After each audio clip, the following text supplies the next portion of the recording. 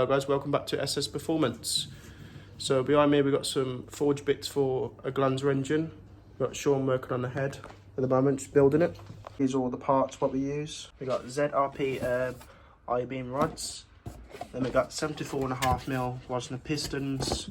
We've got ARP head bolts. We've got ACL bearings set.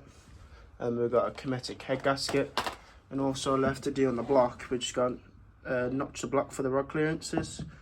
And Sean's just building the head at the moment, put some uprated valve springs in. We've already reseated the valves as well. Also, we've supplied the customer with new valve sump steels as well. So it's not long left to the head's done. And then now we're going to get this block on the engine stand, and then we can start assembling the engine together. So we're just currently putting all the pistons and rods together, so ready to assemble into the block. So it comes with gudgeon pins. So I'm just fitting a circlip to the piston. It just stops the gudgeon pin from moving side to side, so it can't come out, so the rod stays intact. So it's the one complete.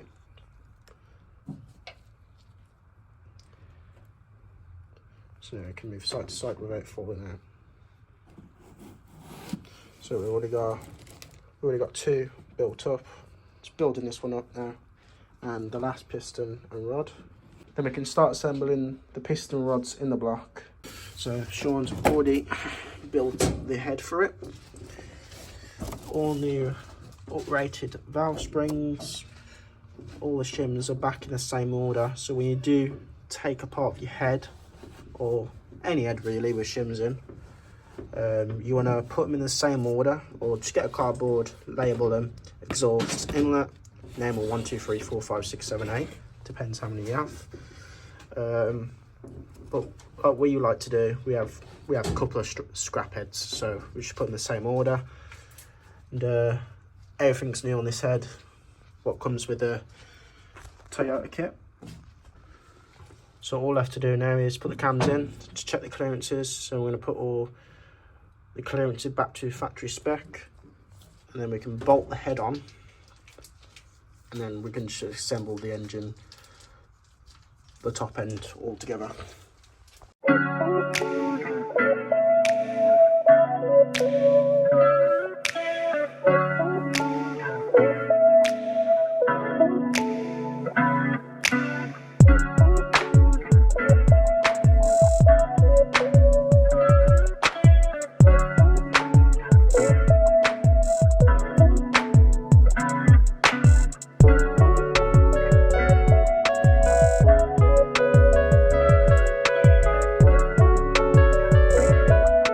So we just check the clearance from the crank for the bearings. Everything's bang on how we want it to be. Now all we got to do now is just tuck down the crank.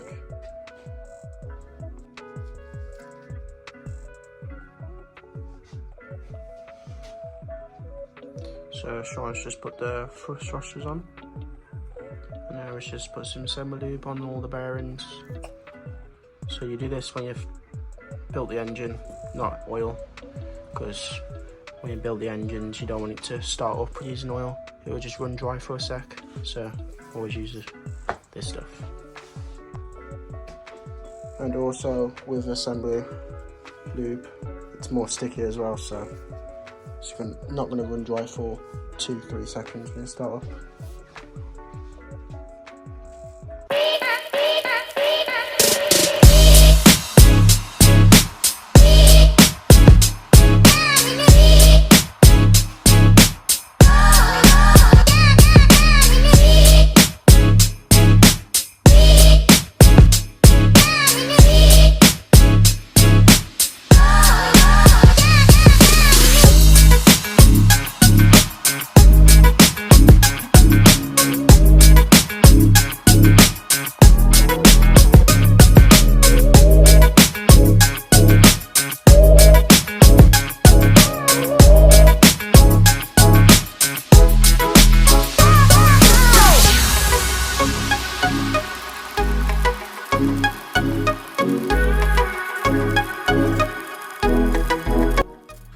So this is first piston going in there. Sean's already gapped all the rings and everything, so just slide in straight away.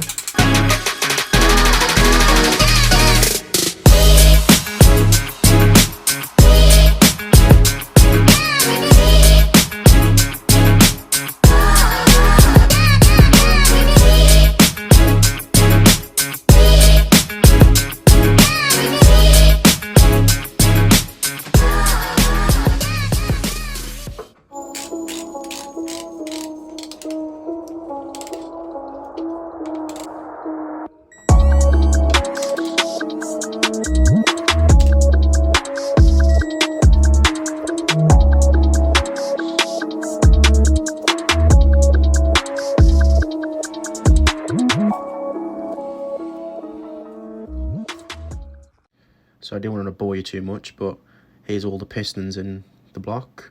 We've got a new Cometic head gasket on as well. Sean's just putting the head on at this moment in time. A little bit awkward because he had the head bolts in as well, so I had a bit of tricky getting it on. So Sean's just tying up the head bolts by hand in the exact same order you torque the head up to before we start torquing the head up. So it's just torquing the head up at the moment. There's 3 stages torquing this head up. There's like 20 foot-pounds, then 40 foot-pounds, then 60 foot-pounds. So you do it in stages. So that's bottom end done, and the head's on as well, bolted on. It's all torqued up to spec. All clearances are all okay on the shims. Cams are in. What's left to do is, and now we're gonna put crank seals on, oil pump, all the seals, and then sump on. So all the seals are on the block now as well. He's put an oil pickup as well. And he's done the cam belt and oil pump, and now he's just putting some gasket seal on the sump, ready to get bolted on. So that's the engine built now.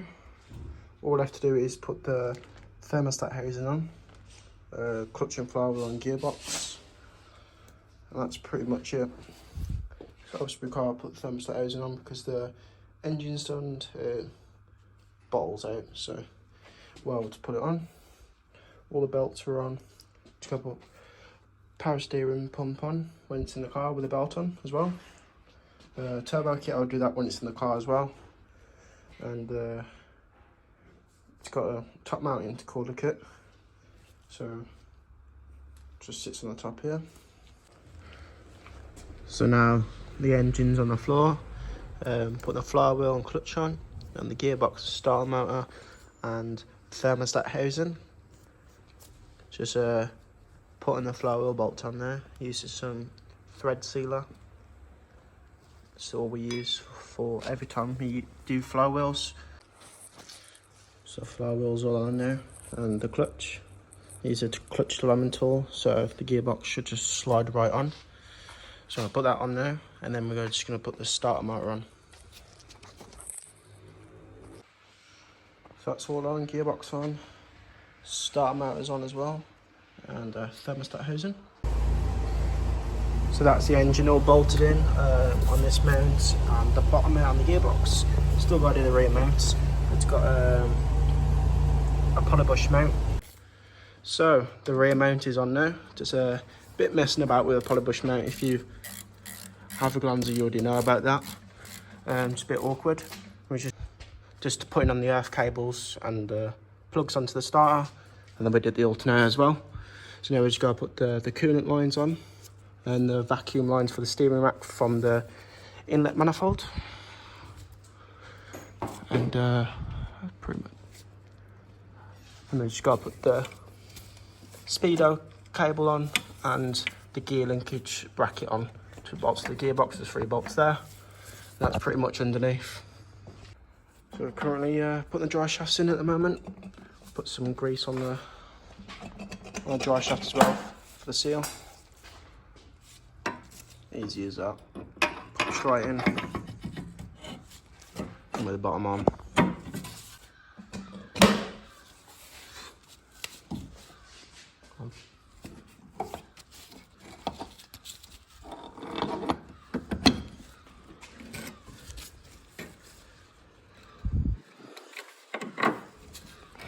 yeah, both drive shafts are in. So I'm just going to put the bottom arm bolts back in and then put the drive shaft nuts on. Yep, so I put the drive shaft nut on and put this on as well. It's just prevented when the drive shaft nut comes loose with the split pin down side of the middle as well. So I'm going to currently just tighten these up by shaft nut as well. So all underneath is all done now. We just routed the knock sensor to the block down below because we didn't plug that in because all the wiring room's a bit mess. Just supplying the customer with new manifold nuts because the old ones are all rounded off. So I'm supplying with new ones. So I'm going to get the turbo bolted on as well. Clutch save cylinder is on as well. The earth cable for the negative battery terminal is on as well, as you can see. So all the plugs on for the thermostat housing as well. All pressure switches on. And I just bolt the turbo kit on and then the Civic half rad in as well. So we just unplugged the injectors, turned it over, and it's built up oil pressure straight away. So then we're going to plug the injectors in, and now we're going to start it up. It should start up straight away on the first start up.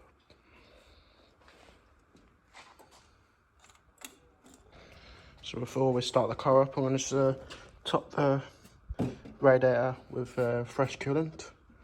So I'm going to top that up, and it's ready for the start up.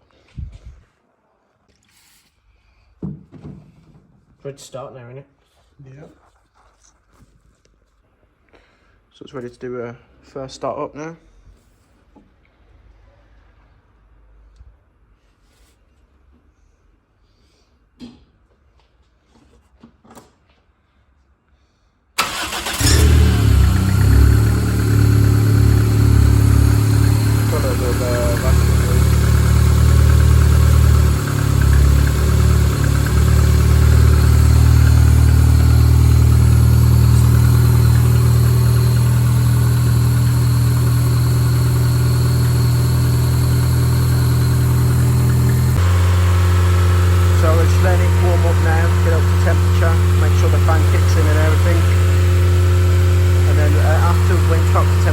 Turn it off and drain the oil, and then put all the intercooler kit on as well. So the top mounts is hard to unplug the injectors when we build up oil pressure. So that's what we're going to do now.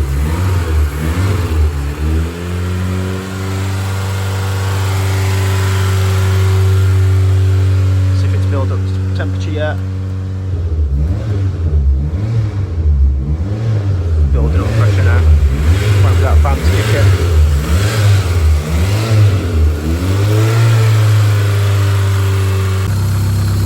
So the fan just kicked in, but I didn't get on record. That's off with still some coolant. We're going to just send it up first before putting it off. So we know that the fan kicks into it while overheat. We'll send it up, check for leaks. So that's what we're going to do now. So it's blow and dry underneath. Cleaning off the coolant that was spilt. That's what was spilt on the floor. Blow and dry underneath, so we're happy with that. So I'm going to send it down now and drain the oil. So I'm not going to drain the oil yet. I'm going to just build up the whole car ready for Sean's going to take it for a little road test. Make sure everything's okay. So I'm going to put the power steering pump on, boost pipes in it, etc. We've got a little vacuum leak as well, just this vacuum port, so we want to fix that as well. So I'm going to start building the car back up. So before we put the top mount intercooler kit on, we're just setting up the ignition timing with a timing gun, because we're able to get to the leads, because obviously the top mounts will be in the way. So that.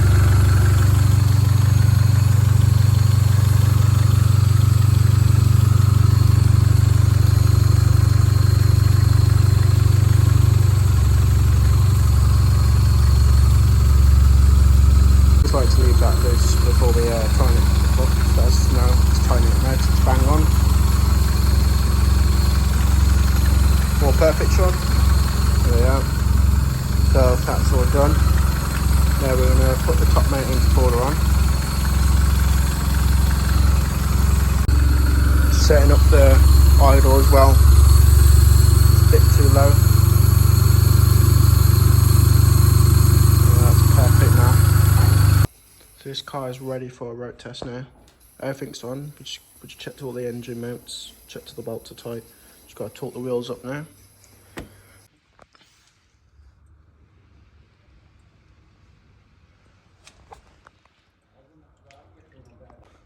So it's just drained the oil. Just gave its first oil change. Sean's just topping the oil up now.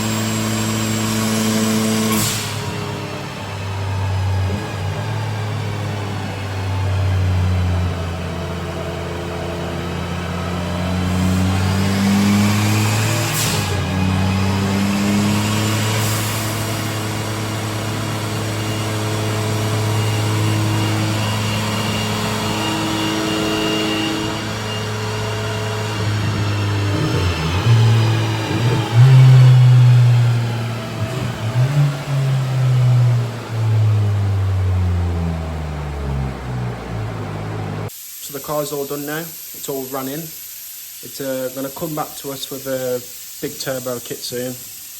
It's going GT28 with a Link ECU. So the customer's happy with it, so it's going to bring that down with a big turbo kit. So we're going to do another episode of this car. It's going to be an absolute weapon on the road. Probably about 350 brake. So that wraps up this video of this Starlet here. If you guys enjoyed the video, make sure you like, subscribe to the channel, and drop a comment, any video ideas on the other Starlets or anything really. And you'll see another episode of this very shortly. See you guys in the next one.